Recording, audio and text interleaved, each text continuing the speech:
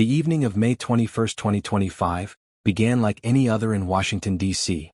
The city was winding down from another bustling day, the streets quieting as the sun dipped behind the horizon. At the Lillian and Albert Small Capital Jewish Museum, just off 3rd Street and F Street Northwest, a group of young diplomats gathered for a night to remember. They were there for a reception, the kind that brought together people from all corners of the world, building connections and friendships over shared ideals. It was a place of joy and future promises. But that night, what was supposed to be a celebration turned into an unimaginable tragedy. At around 9:08 p.m., the sound of gunfire shattered the peaceful evening. 2 young lives, so full of promise, were taken in an instant. Yaron Lischinsky, 28, a bright and passionate research assistant at the Israeli embassy, and Sarah Milgrim, also 28, an American Jew working in the embassy's public diplomacy department, were shot down outside the museum as they prepared to leave. The couple had been inseparable, their bond deepened over their shared commitment to their work, their love for each other and their plans for the future. Just days before, Yaron had bought an engagement ring. It was meant to be a secret, a surprise. In a few days he was going to ask Sarah to marry him in Jerusalem, a city that held both cultural and personal significance for them. It was supposed to be the beginning of a new chapter, one filled with love and hope.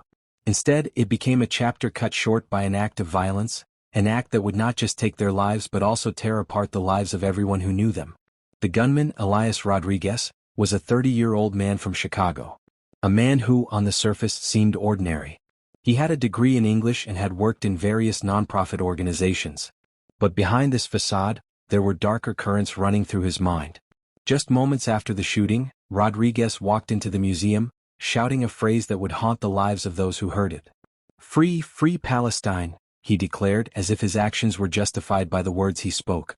The security team at the museum quickly apprehended him, and soon after the authorities arrived. Police later discovered that Rodriguez had ties to left-wing political ideologies, his apartment filled with signs expressing his views. But nothing about him or the weeks leading up to this event seemed to suggest the tragedy that would unfold. The investigation that followed was extensive. The FBI and D.C. Metropolitan Police launched a joint task force to uncover the reasons behind the attack, to find the truth behind the gunman's actions. Was it simply a politically motivated act, a tragedy born from the deepest corners of a fractured ideology? Or was there something more? The question loomed large as the investigation uncovered a tangled web of motivations and events, all leading to this singular moment. Rodriguez's arrest would not be the end of the story. As investigators peeled back the layers, they found that his views were influenced not just by personal grievances but by a larger, global conflict. The tensions between Israel and Palestine were real, raw, and personal for many. And Rodriguez, in his misguided rage, had targeted those he saw as representatives of what he believed to be an unjust cause. But Yaron and Sarah, in their final moments, were not symbols of any political ideology. They were simply 2 people in love, building their lives together, looking forward to a future that would never come. They were part of something bigger, yes, but at the heart of it all, they were just human beings, people who deserved a chance to live, love, and thrive in a world that is all too often torn apart by forces beyond our control. As the investigation continued, the pain of their families grew. Yaron's parents, who had sent their son to Israel as a teenager, never expected this. Sarah's family, who had always supported her in her diplomatic career, were left in shock, grappling with the fact that their beloved daughter would never come home again. It was a tragedy that would not soon fade from memory.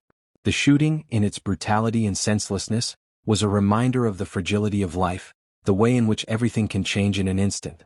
The young diplomats who had been in the museum that night would carry the weight of that moment with them for the rest of their lives. The witnesses, those who had tried to save the couple, would be haunted by the images of their final moments. The aftermath of the attack reverberated beyond Washington, D.C. It reached across the world, drawing reactions from politicians, diplomats, and activists alike. Israeli officials condemned the attack as an act of anti-Semitism, a stark reminder of the hatred that still simmered beneath the surface of society. U.S. officials, including President Donald Trump, vowed to ensure that justice would be served, that this tragic loss would not go unanswered. But the pain, the grief remained.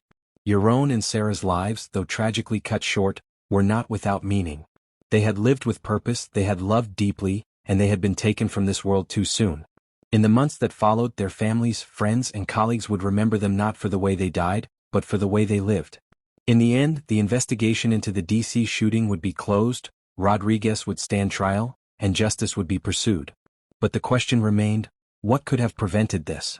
What could have been done to stop the violence, to stop the cycle of hatred that led to this moment? The answers, it seemed, were elusive, but the impact of the tragedy would never fade. And so, as the sun sets each evening in Washington, D.C., the memory of that fateful night lingers in the air. The Lillian and Albert Small Capital Jewish Museum, a place that was once a symbol of connection and celebration, now stands as a monument to loss, to lives cut short, and to the enduring power of love and the senselessness of hate. Thank you so much to all of our returning subscribers for your continued support. We truly appreciate each and every one of you.